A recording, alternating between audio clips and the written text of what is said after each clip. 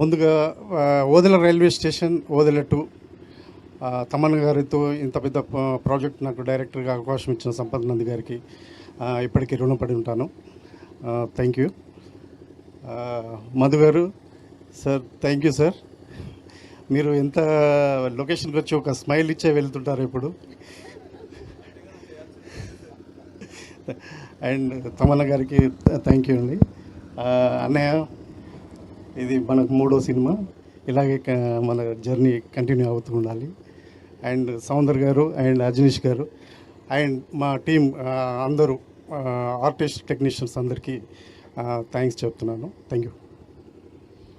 అశోక్ గారు, ఒక క్వశ్చన్ అండి.